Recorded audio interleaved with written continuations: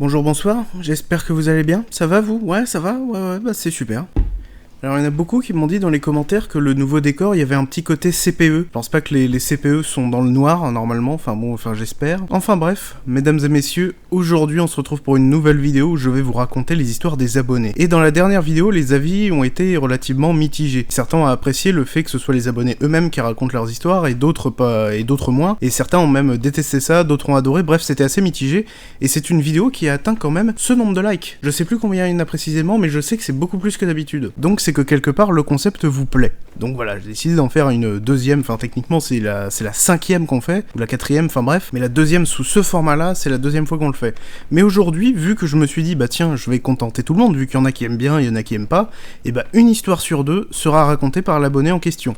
Donc une histoire sera racontée via des messages vocaux, et une autre histoire, bah ce sera moi qui vous la racontera avec les mots de l'abonné, mais avec ma voix, ma façon de raconter tout le bordel. 5 abonnés ont été sélectionnés pour passer dans cette vidéo. Merci à eux, ça fait plaisir, et sachez que chacun d'entre eux ont choisi d'être anonyme, si je ne me trompe pas.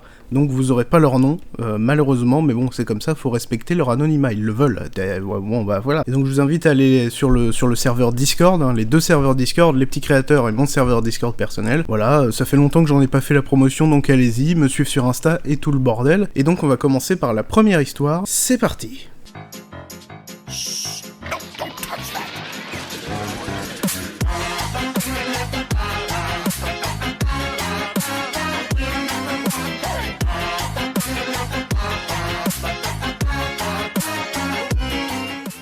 Ma famille et moi avons toujours vécu de drôles de choses, et parfois assez violentes.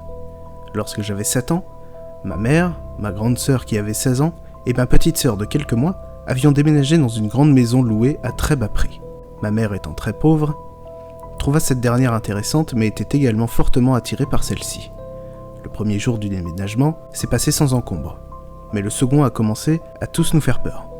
Des bruits, les fleurs qui commencent à pourrir, en une journée quand même, et le chien pourtant fuyard restait dans un coin de la cuisine. Cette maison possédait un étage et un grenier. Ça a son importance pour la suite.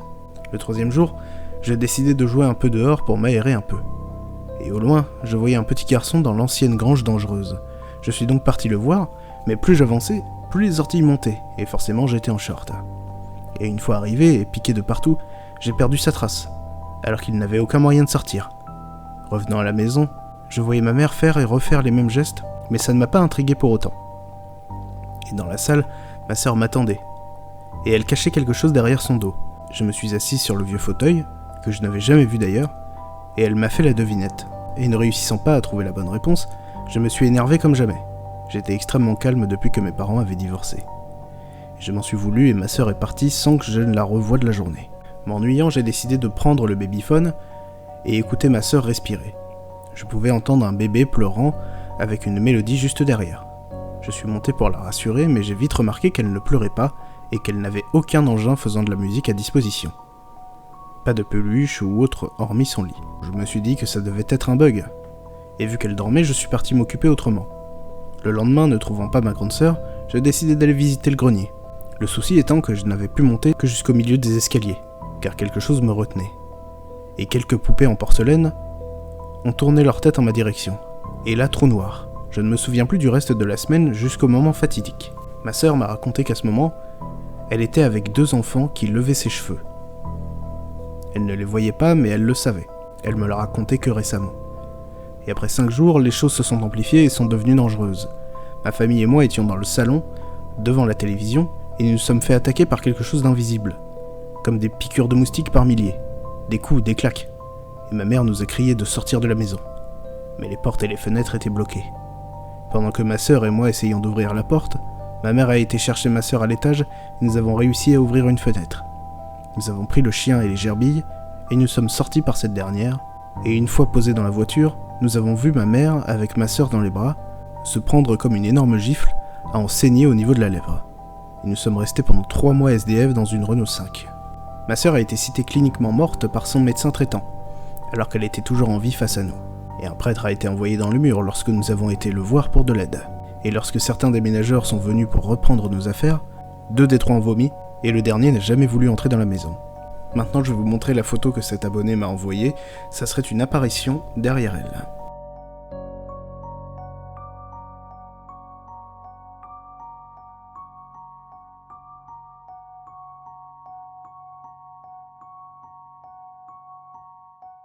Et donc pour cette première histoire, vous l'aurez reconnu, c'est une personne qui était déjà passée dans la vidéo du Grand Gilet, mais j'étais tellement content que cette personne me contacte, du coup, parce que cette photo, elle est géniale.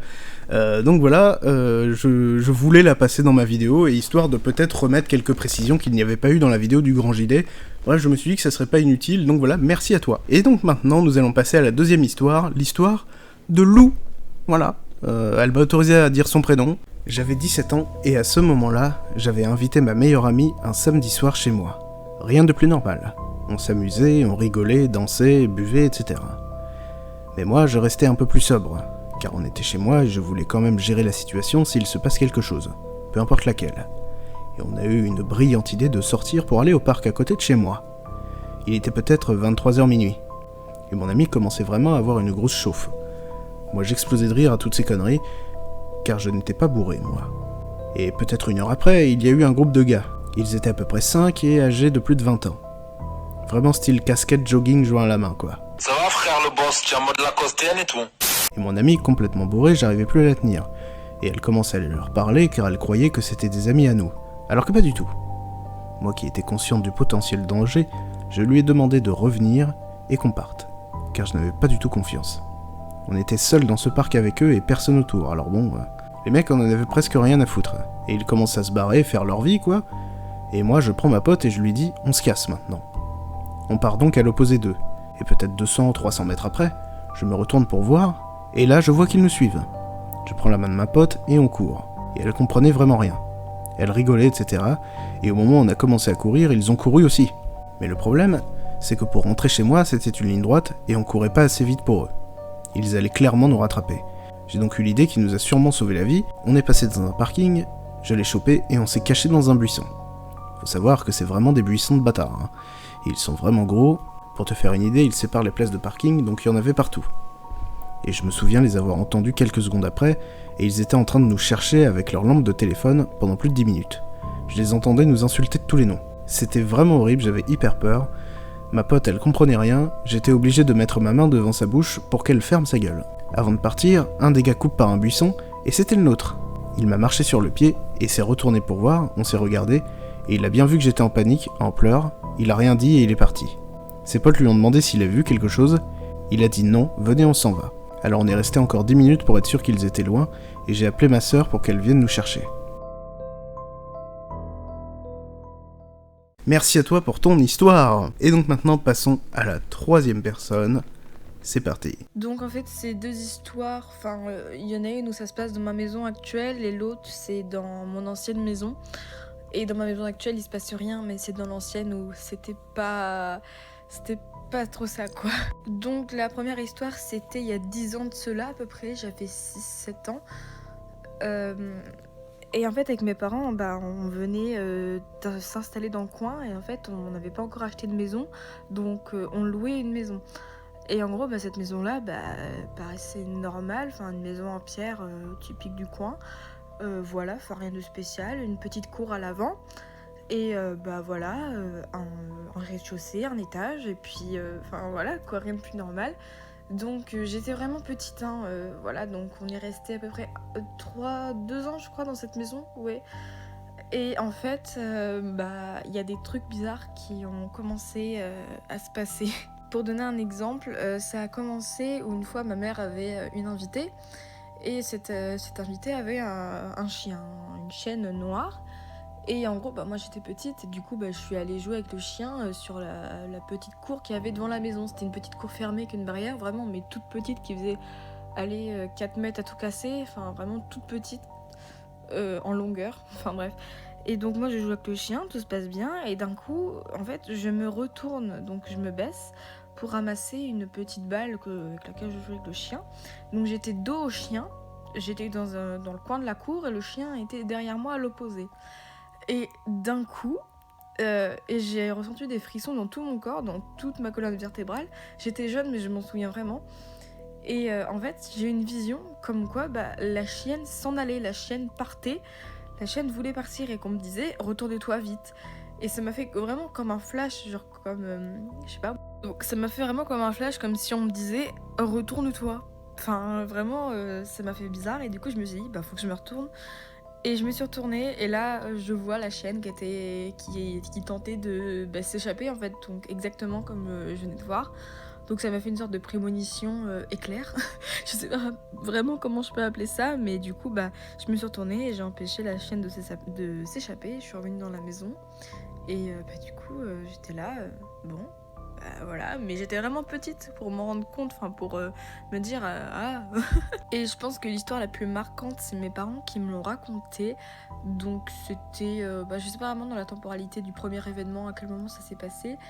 Mais en tout cas, en gros, c'était en pleine semaine, mes parents, ils avaient un couple d'amis qui venaient manger.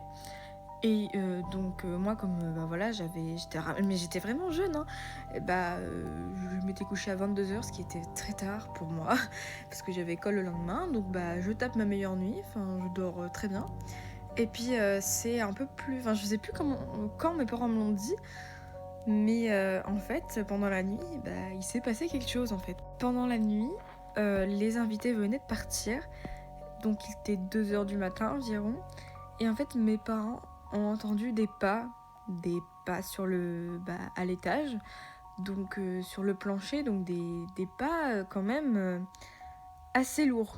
Donc j'avais 6-7 ans, donc au début mes parents, mon père il a entendu des bruits de pas et s'est dit oh la vache, la gamine, elle s'est réveillée quoi, enfin elle dort pas, enfin elle a école, elle va être fatiguée. Donc mon père il monte un peu furax, il ouvre la porte de ma chambre à la volée.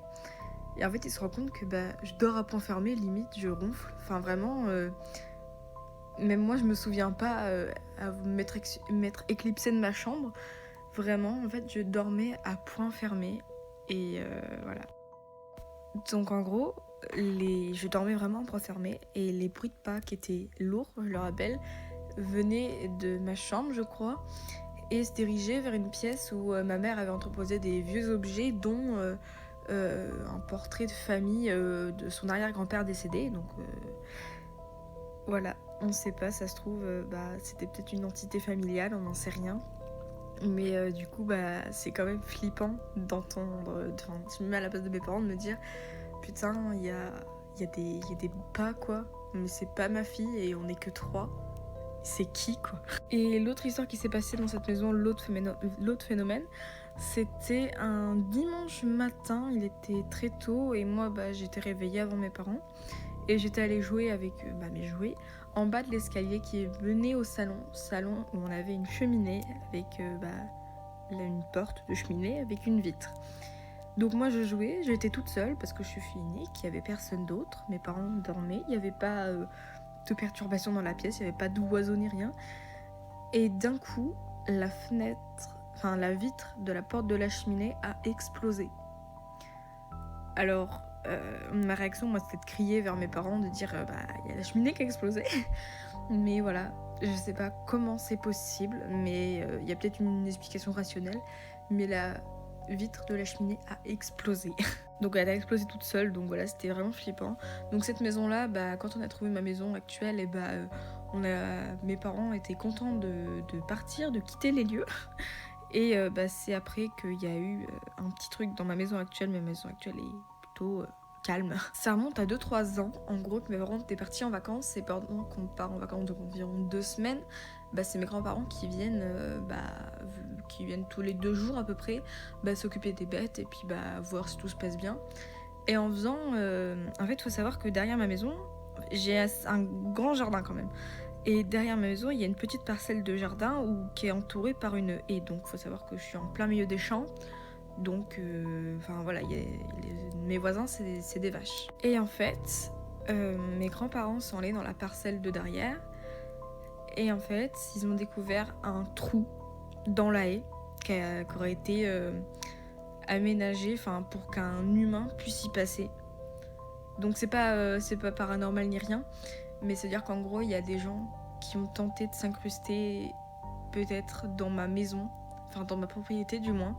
Des gens sont venus Et aussi, on a retrouvé, en fait, j'ai une dépendance, donc c'est un bâtiment où on range des outils, tout ça, dans ma cour. Et il y avait une fenêtre qui était cassée, donc on sait pas ce qui s'est passé.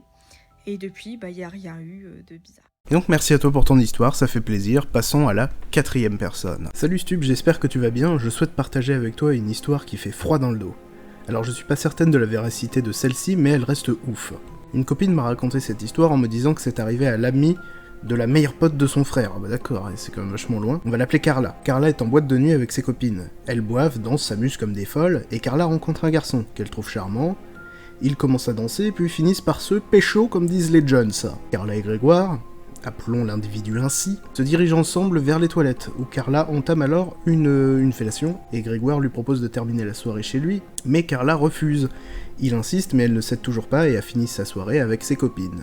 En effet, Carla, dans la nuit, a une poussée de boutons autour de sa bouche. Truc vraiment dégueu, style herpès. Carla se rend chez le médecin, et ce dernier lui dit ceci. « Avez-vous effectué une fellation la nuit dernière ?» Carla, complètement choquée de sa réponse, lui demande comment il sait. Et le médecin poursuit « Madame, il va falloir me donner le contact de cette personne que je dois communiquer aux autorités. Ces boutons que vous avez sont typiques des nécrophiles. » Les policiers sont allés perquisitionner l'appart de Grégoire et y ont trouvé des cadavres de femmes. J'ai déjà raconté cette histoire à quelqu'un qui m'a dit qu'il en avait déjà entendu parler, donc c'est peut-être une légende que tu connais déjà, mais ça reste quand même une histoire folle à partager. Et donc merci à toi pour ton histoire, passons à la 5e et dernière personne. Salut, du coup je suis une abonnée sur YouTube et je voulais te raconter, mais il m'est arrivé deux choses assez flippantes. C'est plutôt paranormal et c'est pas exceptionnel, mais je saurais pas du tout l'expliquer. Et j'ai essayé de reconstituer la scène pour voir si ça pouvait être expliqué. Et non, j'ai pas réussi. Et en même temps, il y a toujours des choses qui se passent, on n'y arrive jamais à les refaire en vrai, donc voilà. Mais du coup, en fait, une fois j'étais en train de nettoyer la cage de mon lapin et je vois quelque chose passer derrière moi. Et je savais que j'étais seule dans la salle, mais je savais que ma sœur était dans le salon. Et en fait, je m'étais dit qu'elle était sortie du salon et qu'elle était passée tout doucement derrière moi pour aller dans la cuisine. Puis du coup, elle était repassée derrière moi en courant, mais juste que je l'avais pas entendue. Puis je me retourne, du coup, persuadée que c'était ma sœur, et il y avait personne. Mais vraiment, j'étais pas bien. Et je suis allée voir ma sœur et je lui ai raconté. Je lui ai dit, j'étais persuadée que c'était toi qui étais passé discrètement derrière moi et que d'un coup, tu t'étais mis à courir, je sais pas, mais... Et vraiment, une énorme ombre noire qui passe derrière moi. Et je ne saurais pas expliquer ce que c'était. Et la deuxième, c'était récemment. C'est très court, hein. Pour le coup c'est extrêmement court, mais la deuxième, c'était très très récemment. Je faisais le ménage et en fait, j'ai un escalier qui monte de mon garage à mon rez-de-chaussée et un escalier qui monte de mon rez-de-chaussée à l'étage. Logique. Et ils sont à côté, voilà, comme pratiquement tous les escaliers. Et en fait, j'étais pratiquement arrivée au rez-de-chaussée et je passais l'aspirateur. Et j'entends derrière moi, je passe l'aspirateur dans les escaliers du coup, et j'entends derrière moi la porte de la pièce en bas des escaliers s'ouvrir. Et en fait, c'est la pièce où il y a tous mes chats qui sont dedans, qui dorment toujours dedans, et on les ferme dedans quand on n'est pas là, et elle est assez grande, et avant que... ils sont très bien dedans, mais voilà, ça pouvait pas être eux qui ouvrent la porte parce que la poignée est assez dure. Et donc soit c'était cette porte là, soit c'était la porte mais vraiment tout en haut au premier étage, la porte de mon bureau. Et pour le coup c'était vraiment pas possible que je l'entende aussi bien avec le bruit de l'aspiro. Du coup je me suis retournée logiquement et je pensais que c'était j'ai deux sœurs et je pensais que c'était la plus grande de mes deux sœurs qui arrivait du bas parce qu'en fait elle était dans le garage. Et je me retourne, en fait je vois rien. Donc ça pouvait pas être elle qui remonte. Et ma deuxième sœur et ma maman étaient juste devant moi à la fenêtre. Donc je les regarde, je regarde derrière moi, je vois qu'il n'y a personne, j'étais pas bien, j'étais vraiment pas bien. Mais je continue mon aspirateur et à peine vraiment 30 secondes après, je relève la tête. Et qui passe entre moi et ma soeur et ma mère qui étaient toujours à la fenêtre, je vois quelque chose passer. Alors pour le coup là il n'y avait pas de buste, en fait c'était vraiment deux jambes qui passaient en faisant des très grandes foulées mais en marchant. Et je sais pas c'est quoi. Et vraiment, les deux fois, ça aurait très bien pu être une mèche de mes cheveux qui passe devant moi, sauf que je m'en serais rendu compte. Et c'était vraiment, il n'y avait pas de... c'était pas assez long pour que ce soit de mes cheveux en fait. Et ça veut dire qu'ils volaient, franchement c'est impossible que ce soit mes cheveux. Et je sais pas ce que ça pourrait être d'autre, parce que vraiment c'était tellement tellement réaliste en fait, vraiment comme si une ombre passait derrière et devant moi du coup, parce que les deux fois c'était dans ma salle, hein, donc bah voilà, je sais pas. Et le pire c'est que vraiment on a une personne qui est morte dans ma famille, mais il y a assez longtemps, et pour le coup elle habitait pas du tout dans la même ville, elle habitait en Bretagne et moi je suis sur Paris, et du coup ça peut vraiment, enfin je veux dire, dans la suite logique des choses, c'est pas possible que ce soit son esprit, et je crois pas, enfin j'y crois à moitié en fait, je saurais pas comment expliquer, mais je crois pas vraiment à ce genre de choses. Et de plus, la maison a été construite pas par nous mais par les propriétaires avant nous, et ils sont très gentils, on les a côtoyés pendant assez longtemps parce que pour l'instant, enfin là on les voit plus, mais on les a vus pendant très longtemps parce qu'ils sont hyper gentils, et je pense qu'ils nous auraient dit si quelqu'un était décédé dans cette maison. Donc à ma connaissance, personne n'a jamais fait de jeu invocateur d'esprit dans la maison. Ma mère ne croit pas du tout à ce genre de choses, mais mes sœurs et moi on est vraiment convaincus que la maison est hantée. Mais il y a rien, il y a aucun phénomène méchant quoi contre nous. C'est toujours des trucs, enfin moi j'étais la seule à voir ces deux trucs là. Puis après il y a toujours pareil mes chats qui ont des réactions très bizarres quand parfois ils sont dans la salle ou dans d'autres pièces, ou une fois où j'étais passée dans le couloir là-haut et que la porte de la chambre de ma soeur était ouverte, que j'étais persuadée d'avoir vu une ombre blanche dans la chambre de ma soeur. Puis je me suis retournée et pour le coup là il y avait réellement un reflet du fait que la porte était ouverte et que les lumières étaient allumées dans ma chambre qui était juste en face en fait. Du coup ça c'était explicable, mais sur le coup j'étais réellement persuadée d'avoir vu quelque chose. Et voilà, il y a toujours les animaux qui réagissent bizarrement. Après, je sais qu'on est une famille qui a beaucoup d'animaux. Et malheureusement, c'est le risque. On perd parfois des animaux. Malheureusement, ils décèdent. Donc, en soi, ça pourrait être leur esprit. Peut-être, enfin, je veux dire, si on suit cette logique-là. Mais pourquoi c'est des formes humanoïdes qui passent derrière moi, quoi? Je veux dire, on n'a pas de singe. Donc, je comprends pas trop. Voilà. J'ai beaucoup parlé à la fin, mais c'était pour expliquer mon ressenti, entre guillemets, sur les deux histoires que j'ai vécues. Voilà. J'espère que si tu les écoutes, elles t'auront plu. Et donc voilà, mesdames et messieurs, j'espère que cette longue vidéo vous a plu. Vous m'avez dit que vous aviez kiffé le fait que la dernière vidéo sur les abonnés dure 40 minutes. Je pense que cette vidéo-là va durer à peu près dans la même longueur. Enfin bref, ça va encore être une très longue vidéo. Vous m'avez dit que vous adorez ça, donc voilà. Je pense que le petit format des abonnés, ce sera comme ça. Ce sera toujours des vidéos très longues. Donc mettez un like. Si on pouvait passer les 2000 likes, ça serait génial. On l'a déjà fait plusieurs fois. On l'a fait pour le dernier épisode des abonnés. Voilà, c'est votre défi, comme le bon youtubeur cancer que je suis. Et donc voilà, merci à vous. Je vous souhaite une bonne journée, une bonne après-midi. Et à bientôt.